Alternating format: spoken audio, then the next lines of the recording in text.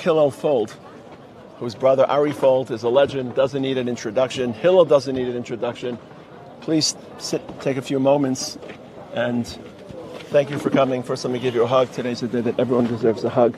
If it wasn't Yom HaZikaron, I would point out that you've upgraded your technologies and faster. Well, that's what you're known for. But today, we're going to talk about Ari. Yes. And hold the microphone, please. Hey. No one needs to know who Ari Fuld was. That's a word that has become an icon. It's become a symbol of something larger across the world. But tell us as a brother the things we don't know about Ari Fuld and his heroism and his strength of a person. I have two things to say to you about this. First of all, when Ari was alive, he was Hillel Fuld's brother. Now I'm Ari Fuld's brother, right? Wherever I go, you're Ari Fuld's brother. It's true, he's an icon, but I'll say something else that just occurred to me as I came here, which is, we don't keep our tzitzis out in graves, right? Why? Because lo yigla and dead people are going to be jealous, they can't keep mitzvos. My whole life I learned that, I never understood it. If I wore my tzitzis out, Ari would be jealous. 100%. I mean, he was fiery, passionate about tzitzis and other mitzvahs in general, but this, as I'm coming here in the Falah Simon, as we say, Ari would be jealous if I was wearing my tzitzis out. Yeah, so Ari, we're 5 boys. Ari is the one above me in the lineup. He came here by himself to Israel before the family and volunteered for the IDF, climbed up the ranks in the IDF, was a magist, carried around a mag, which is a machine gun literally built for a tank, not a human being. Finished the army, volunteered for reserves, got his exemption, continued to volunteer. At his funeral, his sergeant said, I told him, Ari, you're not young anymore. Give someone else the mag. And he's like, this is my mag. So he was a real hero and a warrior in his lifetime. And as you know, in his death, he after he was stabbed in the main artery and was clinically dead, basically, he was managed, I would say miraculously, to chase down the terrorist, jump over a wall, and shoot the terrorist right before the terrorist was about to kill his next victim, a woman named Hillel, who has since become a part of the Fuld family. And then Ari obviously collapsed and died. He has since become a national hero of the state of Israel, and Hillel has become a part of the family. So, as everyone says, he lived a hero, he died a hero, and I'll go even further and say that maybe for my own sanity, I tell myself that he not only died a hero, but he saved lives after his death. Because of him, a hostage was able to be reunited with their family this year when his terrorist was let out of prison. So it's that cognitive dissonance that we all feel. On the one hand, terrible tragedy. On the other hand, tremendous pride. Well, thank you. Well, tell me if you can, because I know a lot of people listening haven't experienced Yom HaZikaron in the same vivid and graphic and powerful manner because they're watching from afar, which is why we're trying to bring some of this to them. What does Yom HaZikaron do and mean for the Fuld family, for a bereaved family? What are the feelings that, I'm sure you carry that hole in your heart your whole life. But what happens today that's different? So another thing that occurred to me this morning, actually, is that we learn all the stories of the greats, Rabbi Akiva, and all these people that died al Kiddush Hashem. And it always irked me a little bit. Like, it sounds a little bit like our enemies dying for, but it's not. It's the opposite. Ari, again, I am 100% positive that he looks back at his life, he remembers and misses his family, but on the other hand, I'm sure, and I know that we do, feels tremendous gratitude, I would say, that he was able to be Mekayim his mitzvah. Again, it's a Rabbi Akiva story, but I believe it about Ari. He probably feels up there, thank God, I was able to be Mekayim mitzvah, to die al Kiddush Hashem, and it's not something many people can do. So, again, it's that dissonance, but Yom HaZikaron it's a day that I can't say I related to on a personal level before. I was, we were joined into this club that no one wants to be a part of. But yeah, it's a day that it's okay to not be okay, right? I get into this topic, but mental health and depression and sadness is something maybe that still a little bit of a stigma in the world, in the modern Western society. It's being destigmatized, but it's still but I know Yom HaZikaron, it's like, it's okay not to be okay. There's a beauty to the sadness. Right. There's almost an ecstasy and a higher sadness. We embrace all of our collective sadness on Yom HaZikaron. Since you're so articulate and you're so involved in representing our people, what does it mean to be a Jew today? Let's put yourself in a Jewish place in Teaneck, Melbourne, Cape Town, London. What does it mean to be a Jew today? So I'll tell you something unbelievable that someone shared with me that I was driving when I heard it. I had to pull over to the side of the road. Mamish. I was trembling from this, what I'm about to tell you. So, as you know, the very first thing the Torah says about, I'm not even going to say Jew, the Israelites. We weren't even Jews yet. We didn't even get the Torah yet. Right? We parked at the bottom of Har Sinai, Mount Sinai. Famously, the Torah says it in singular, Vayichan, Avayachnus. So Rashi says, what's the deal? Why is it said Vayichan?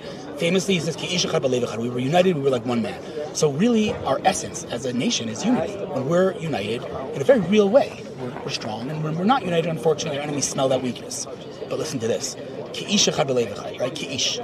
Think about an event, Rabbi, that united and unified the Jewish people, not October 7th, that's already a distant memory, but in the past, let's call it 6 months, less, an event that really we were all together again, and that is the Bibas family, right? Did you read what I wrote about this? No, I'm sorry. But I was at the intersection waiting and waving. Are you ready for this? Yeah. Ki'ish echad b'lev echad. Ki'ish. Kfir, Ariel, Yarden, Shiri. Ki'ish. Isn't that unbelievable? They united us again. And so that's, you want to know what a Jew is? A Jew is to be united. It doesn't matter if you're observant, religious, not religious, traditional, Haredi, secular. It doesn't matter.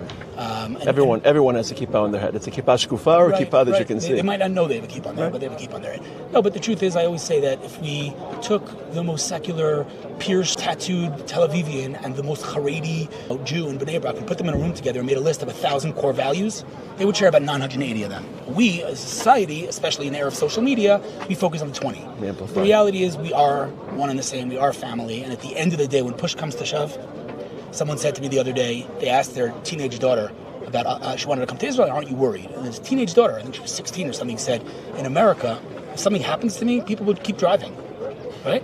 In Israel, right, we're family. And so, that's what it is. It's a family. Sometimes it's harder to see that family, but families fight. And so, there's unfortunately, tension, but we're a family. And I think that in an ironic way, October 7th maybe perhaps brought back many, many, many Jews who didn't realize they were part of this family, and now they know they are. Yeah. New identity. Identities are shifting. Post-October 7th, Jewish identities are shifting. Hard to compare before and after. That's right. And we're not happy, God forbid, that it happened. Hashem could have made it happen some other way, but we know that it is happening, and we're grateful that it's happened. But I will say, revival Jewish identity. This is an important point, and that is that I'm sure you do, but I never really sat and thought about our holidays, like Purim. It's this happy day. What was Purim? Purim was the near genocide of the Jewish people. Like, we were done. Right? The leader of the world agreed to annihilate us. We were done. If I had told you the time of Purim, one day we're going to celebrate Purim, you would have thought I'm nuts. Right? Hanukkah was a war we were not winning. Right? Pesach was 210 years of backbreaking slavery. And today we celebrate. Back then, you couldn't even fathom celebrating. So, as we know, unfortunately, tragically, Simchas Torah has been stained. Right? And it's very, very hard to imagine a full celebration. We'll celebrate, but it'll be a little stained. But I don't believe that that's the case. It might take a bit, but we will celebrate Simchas Torah again. And when we say Am Yisrael Chai, it's a nice Carlebach song, but it's not just a song. It's a very real historical reality. I mean, if you're watching this, do me a favor, open your phone and see how many Babylonian friends you have on your phone, right? Nobody, right? They're all gone. We're here, right? So Am Yisrael Chai is a very real thing.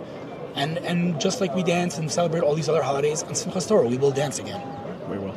We will always dance. Give me 3 emotions you want people in Chutz La'aretz to feel today. What 3 takeaways do you want, as briefly as you can, for a Jew who's watching this, that you would like people to feel, attitudes, emotions? Sadness, obviously. Pride. Right? I mean, look around. We're living things that our ancestors could never even imagine. My grandmother, and a third emotion, hope. Hope for the future, optimism.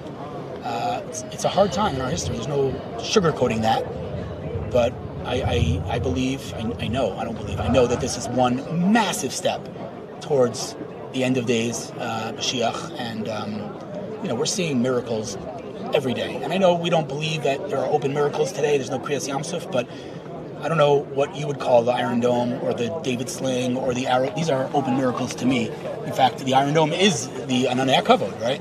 So I'm seeing miracles every day. If you open your eyes, you'll see them too. And so I know that Hashem's doing things that we can't understand, but thank God He's given us such a clear picture that it's not us who's running the show. Because if we're running the show, this whole war makes zero sense. So it's clear that we're not running the show, and hopefully, not hopefully, this is a big step in that direction. It should come soon. Mashiach. Thank you. Sadness, confidence, and hope.